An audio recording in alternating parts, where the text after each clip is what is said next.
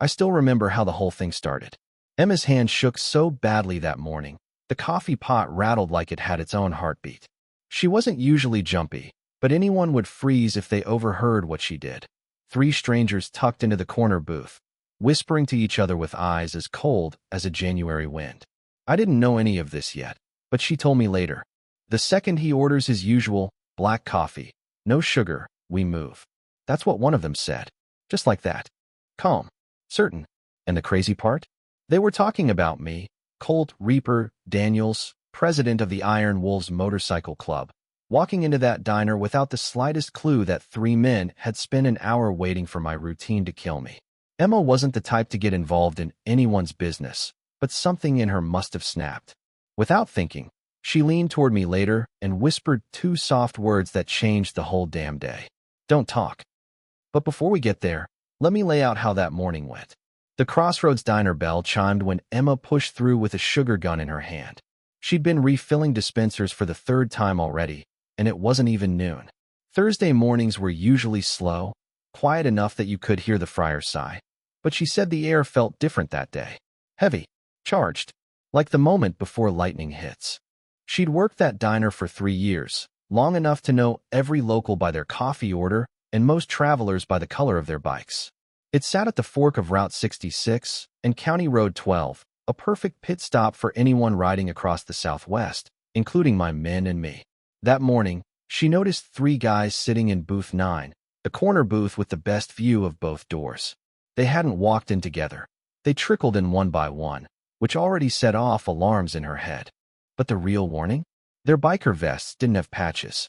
In our world, showing up to a place like that without colors is the kind of thing someone does when they don't want to be recognized. She served them once. They barely touched the food, too busy watching the parking lot. The youngest, maybe 25, jittery eyes, kept checking his phone. The big one looked like he used to play defense in a stadium, scorpion tattoo crawling up his neck. The third man, skinny with a gray beard, tapped his fork against his plate in a steady pulse that made her skin crawl. Tick needs a warm-up, Jake the cook hollered from behind the grill, snapping her out of whatever uneasy thoughts she had. She grabbed the coffee pot and walked her usual route, which unfortunately took her right past booth 9. That's where she heard it again. When he orders black coffee, no sugar, we move. That's the signal. Colt always orders the same thing. The second he says it, we finish this. The pot nearly slipped out of her hands. She knew my order. Hell, everyone in that diner knew it. I stopped in every Thursday at 9:30 sharp. Eggs over easy, black coffee, no sugar. Left a 20 out of habit. I wasn't loud, wasn't a problem, but folks whispered anyway. Stories about the Iron Wolves, about me, rumors stretching farther each year. Right about then, my men and I rolled into the lot. 5 bikes rumbling hard enough to shake the windows. Emma looked out and saw the wolves patch, our wolf skull and crossed bones, on the backs of the riders. I led the pack, same as always. 50 years old, beard going silver at the edges, eyes that people say make them feel like they've been measured and filed away. I don't know about all that. I just pay attention. We walked in, my guys taking up positions by the doors the way we always did. Habit. Survival. Brotherhood. I headed straight for my usual stool, nodding to folks, touching 2 fingers to my forehead in my easy salute to Martha at the register. Good woman, that one. Emma glanced back at booth 9. Those 3 froze like I'd just stepped into their nightmares. Scorpion Neck slipped his hand under his jacket. The kid's stare locked onto me like a laser sight. Fork Tapper's grip tightened around his mug until his knuckles bleached white. And I, like a fool following routine, sat down with the comfort of a man who thought he still ruled his own morning. Good morning, folks, I said, loud enough to pull smiles from half the customers. I like doing that, breaking tension, making people feel seen. Emma's heart dropped when I reached for the menu I never used. She watched those 3 men shift, getting ready. She knew that I had, maybe, 30 seconds left. She could have looked away. That's what most people would have done. But she'd seen me help Martha with groceries the month before. She grew up here. Folks in this town didn't abandon each other, no matter how rough the world got. Before she even realized she'd decided, she moved. Smooth. Quick. Like she'd rehearsed it her whole life. Coffee pot in hand, bright smile on her face, she glided toward me so nobody would think anything was wrong. Morning, Colt, she whispered low, just for me. The usual today? I looked up at her, and something in her eyes made me stop, made me really look. She seemed steady, but there was fear buried deep under that calm. You know it, Emma, I said, starting to order. And that's when she leaned in as if she was pouring coffee, putting her mouth close to my ear in a way that looked like nothing to anyone watching. Her voice was barely a breath. Don't talk. I froze. My hand stopped halfway to the cup. A chill ran straight up my spine as I felt the whole diner go still. Then I caught it, the tiniest nod she gave me. A warning. A lifeline. My voice came out slow, careful. You know what? I said, pretending to study the menu. I think I'll just take the coffee for now. Let me look this over a minute. And just like that, everything shifted. When I lifted that cup and took a slow sip instead of giving my usual order, I saw Emma glance toward booth 9. Those three men looked like someone had just kicked the legs out from under their plan. Scorpion Neck kept his hand tucked under his jacket, but even from across the room, you could see doubt flicker across his face. The kid kept checking his phone with growing panic, like he was waiting for instructions that weren't coming. The older guy with the gray beard kept cutting his eyes back and forth between me and my brothers. No signal meant no attack. Their whole routine depended on 5 simple words. And I hadn't said them. I lifted my cup with a smile I didn't feel, nodded to the room as if nothing in the world was wrong, and took another calm sip. What I did next must have driven them insane, because it wasn't what a predictable man does. And that tiny shift, that little choice, threw their entire plan off balance. Emma stepped back from the counter, shaking like she'd run a mile. Somehow this small, quiet woman had stopped a murder without anybody around her realizing what she'd just done. Well, except for me. I felt her move away, and I could practically feel the questions radiating off her. She knew more than she should have known, and she understood exactly how dangerous those men were. And those 3? I could see their plan falling apart right in front of them. Now, let me tell you something about instincts and observation. The things that keep men like me alive. When your gut tells you something is off, you pay attention. Emma had done the bravest damn thing a person can do. She spoke up when it would have been easier to pretend she heard nothing. So while I sat there drinking coffee, Ghost, my VP, walked up beside me like he was checking in. To everyone else, he looked relaxed, maybe even bored. But I saw where his hand was, inside his vest, fingers on the grip of his weapon. You good, boss? He asked in that low voice of his. Perfect, I told him, just appreciating the service. But nothing was perfect, not even close.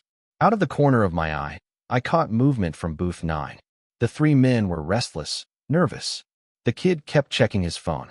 The linebacker-looking one kept glancing toward the exit. Something was about to shift. Ghost, I murmured. Booth 9. You see them? Ghost didn't even move his head. His eyes flicked over and back. Yeah, they've been nursing the same drinks for an hour. Ordered food and aren't touching it. Exactly what I'd been thinking. Men with a mission. Men with a target. Men who didn't belong. Emma drifted closer again, stopping near a table close to them. Close enough to hear, far enough to look like she was doing her job. That's when it clicked for me. She's been listening. She overheard something she shouldn't have. Booth 9 stood up suddenly, tossing cash onto the table like the seats were on fire. They made for the exit fast, but not before Scorpion Neck swept the room one last time with that cold, predatory look, the kind that says I'll be back. Emma was wiping down a table when they passed by.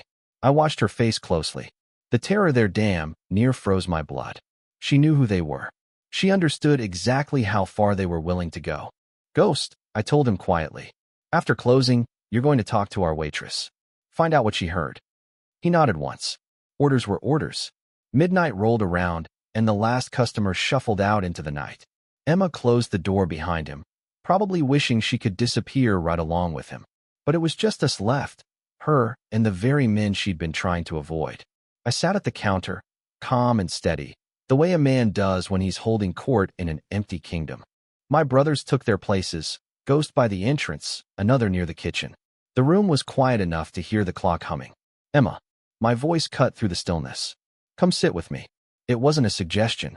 She approached like her legs were filled with water.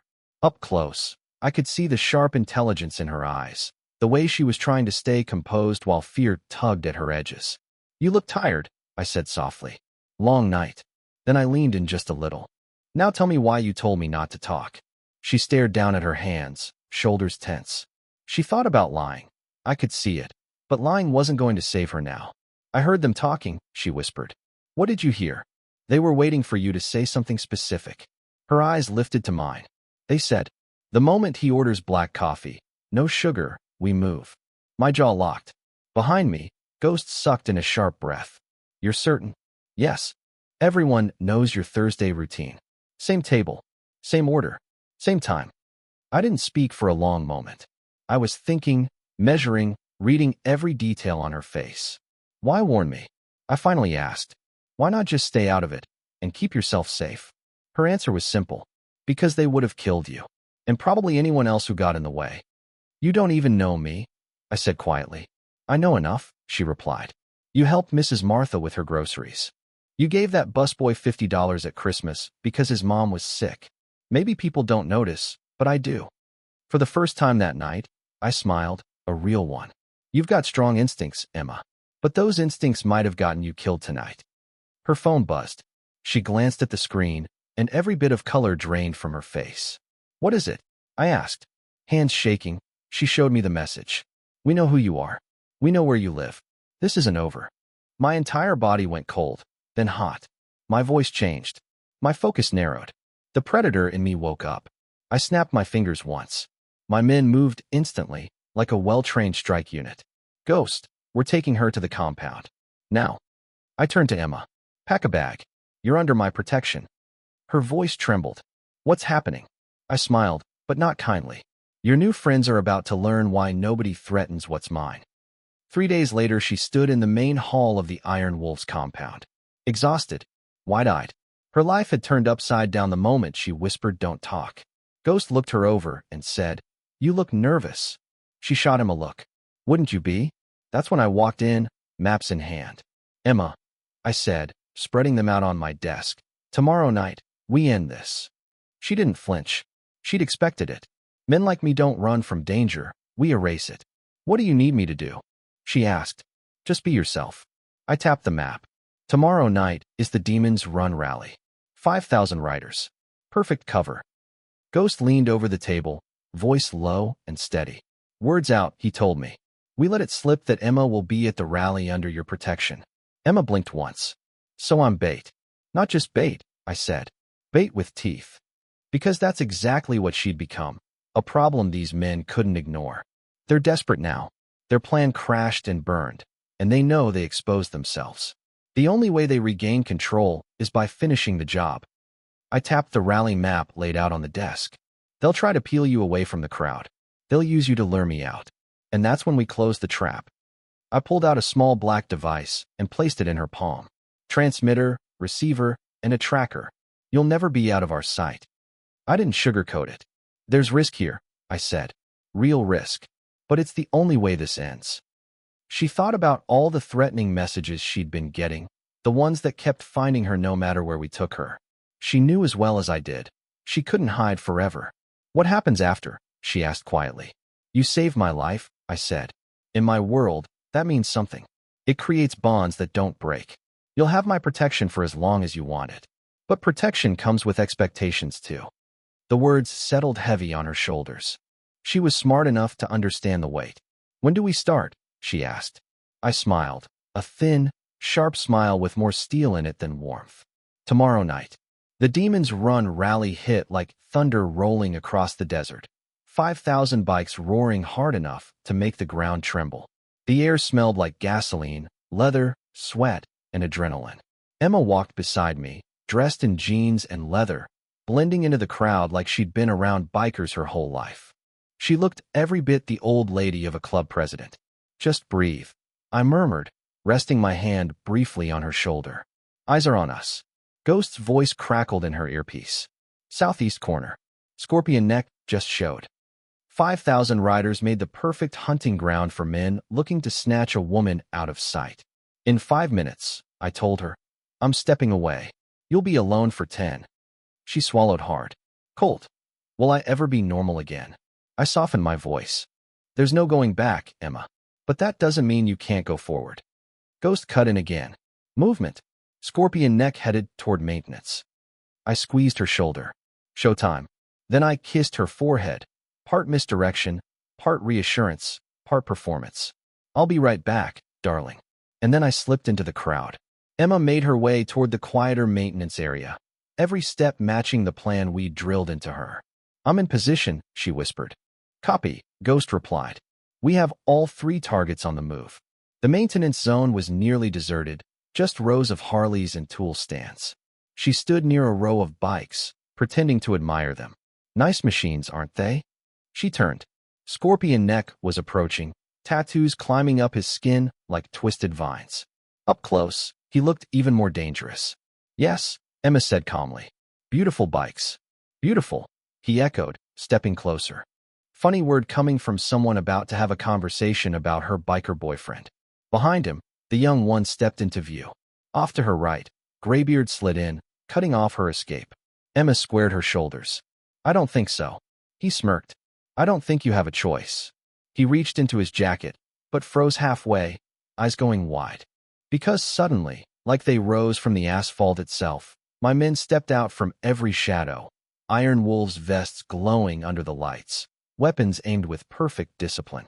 My voice cut through the air like a blade. Gentlemen, I believe you wanted a conversation. 2 weeks after the rally, Emma sat inside the Crossroads Diner, the same place where all of this had begun.